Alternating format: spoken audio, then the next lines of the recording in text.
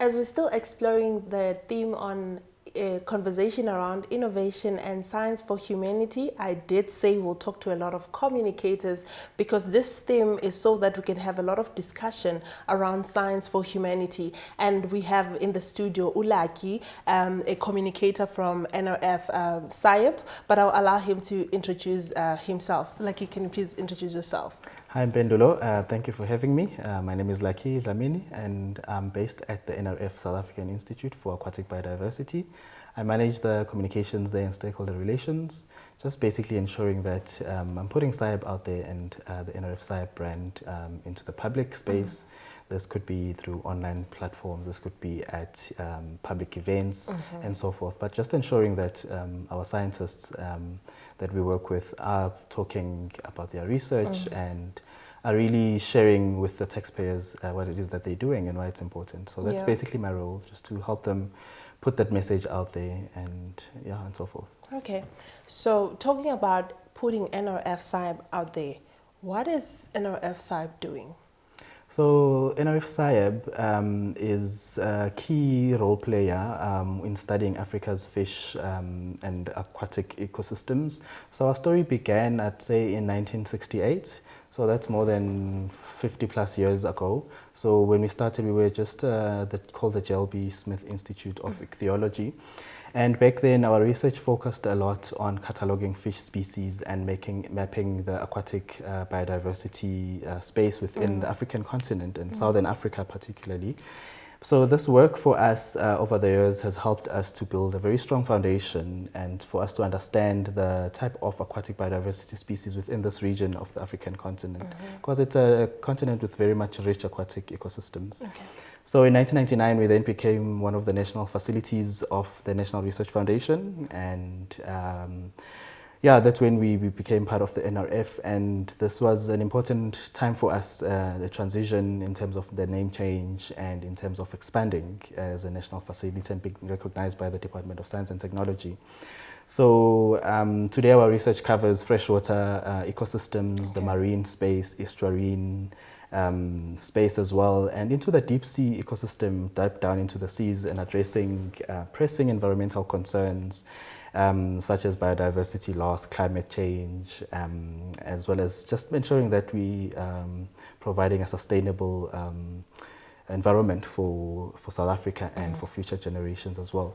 So we've got a number of platforms that we have. So maybe within the marine space, I'd say we have what we call the acoustic tracking radar platform, which specializes in fish monitoring fish movement and fish migration and things like that. Okay. We also have what we call the marine imagery research platform, which deploys or sets underwater cameras to study fish in their communities and things like that as well. Also having things such as remotely operated vehicles. And it's a whole range of type of research that we're doing, but working a lot within the marine space and the freshwater space as well. Okay.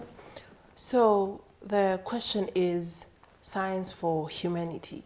How does SAIAB benefit the society from their research? Can you give us an example of a project that SAIAB is running that is benefiting the society directly?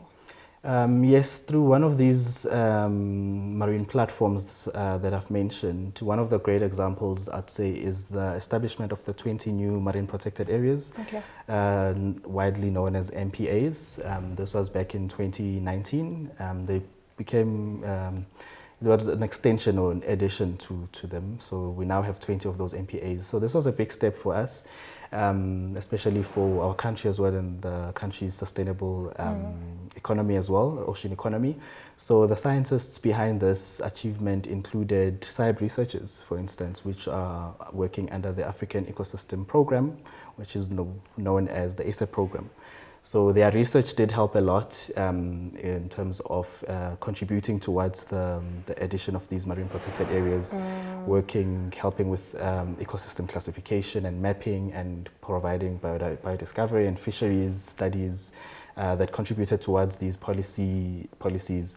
So in addition to just doing the research, we also included interdisciplinary work, which helped us to improve how we involve people in ocean governance and in taking care of the ocean. So these MPAs now protect the vital marine ecosystems, while also considering other important areas like the economic benefits of the marine space, sustainable fisheries, climate change, how we as people are affected, and how can we work towards the effects, working against the effects of climate change, looking at indigenous knowledge, what it has to play in this whole space of the ocean as well, and cultural heritage, because the ocean is also important to people culturally. There's a cultural significance, on top of the aesthetics, you just going in December to the beach and so forth. But just those marine protected areas means that we get to sort of preserve fish and limit fishing within those spaces. It's more like, think of it as a nature reserve at the Kruger, for instance, where you have your Big Five, which is protected. There's no hunting or anything like that allowed. And so you sort of have that type of reserve within the ocean. So those are one of the examples that I could give. Okay. No, you guys are doing interesting stuff. Let's not forget to talk about the innovation part. We know that a lot of industries are moving with this innovation, AI. So let's talk about what are new methods or technologies that you employed at NRF-SAIAB to improve your research space? Yeah, so SAIAB has been at the forefront of the aquatic biodiversity space for many years, as I said, from 1968, for instance. And of course, when we did join the NRF, we then started adopting a lot of the innovation and technologies. And thanks to the state-of-the-art facilities and the innovative technologies that we have, these include digital X-ray units, a national biobank, a molecular lab for genetics sampling and sequencing. All of this provides a very powerful platform for researchers across the African continent, and not just researchers at SAIAB, because as a national research facility, we then provide access to other collaborators to come into our space and collaborate. So all these type of platforms have really provided an important I'd say an important platform for us to carry out our research. Within the marine space, I'd say that SAIAB has made incredible strides in terms of its state-of-the-art boats or research vessels. We do have one called the RV Ukwabelana, which was purchased, I think, in 2010. And it was specifically developed to advance and take us further into the deep sea to advance marine research within that space. And today the Institute also operates a whole fleet of other coastal research vessels, along with cutting-edge systems like acoustic tracking array platforms, which tracks the monitoring or the movement of marine animals. The marine imagery platform, which I mentioned, which uses underwater camera systems and remotely operated vehicles. And we also have like the geophysics mapping platform, which is like your Google Maps, but a Google Maps for mapping underwater, undersea. So those are the type of platforms that we have, and some of them are just the largest also within the continent. So we're very proud to have those type of platforms within our space. No, this is interesting. We know that, like you said, it goes way back. So research is a generational thing. So what does NRF-SAIAB have in place to mentor the upcoming scientists in the aqua space? Sure. NRF-SAIAB has several initiatives. This is to train and to mentor future aquatic scientists. So one of these programs, which has been very influential for us, has been the African Coelacanth Ecosystem Program, which is known as ASAP, which started in 2001 after the discovery of the first coelacanth, which was thought to have been extinct. It was believed to have lived during the times of the dinosaurs. So through that program, we then started this sort of transformation program, which now focuses on understanding and exploring and conserving marine habitats, while also running a successful marine education program. So from the beginning, NRF-SAIAB has always been committed really to education and outreach. For instance, working beyond Grahamstown, or what is known as Makhanda now, into the rural areas of the Eastern Cape. So since 2008, we've had collaborations with NRF-SAIAB, for instance, the Elwandle node, and hosting events even till today, such as we're participating in national science festivals, your national marine weeks, your national science weeks, which have broadened our research and which has allowed us to tap into, speaking to young upcoming scientists, school learners and so forth, higher education institutions and so forth that we can get to engage with.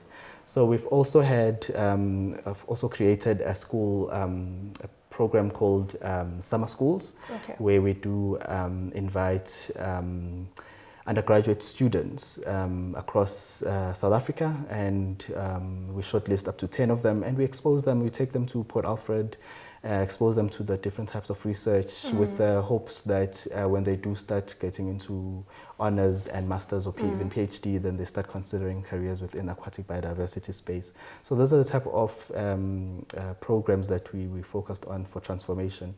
We're also working with historically disadvantaged universities under the SAIAB program still. So we're working with the University of Fort Hare, University of the Walter Sisulu University, University of the Western Cape, and UniZulu in KZN. So the program there is that these universities are considered as historically disadvantaged. They lack equipment, they lack I suppose also in terms of access to information, access to data, access to research equipment, fieldwork support, supervision support, and so forth, and funding as well, just as a student.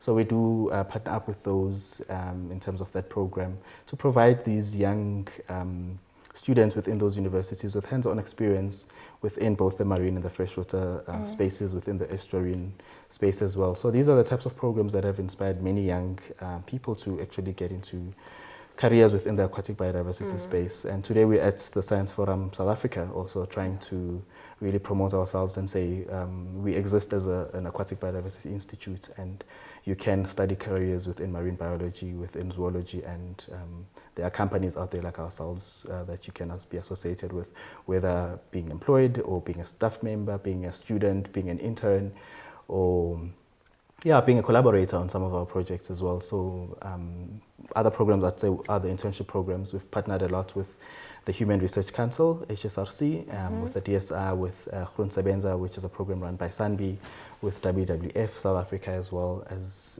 a way of really creating employment opportunities and experience, trying to provide experience for people within this field.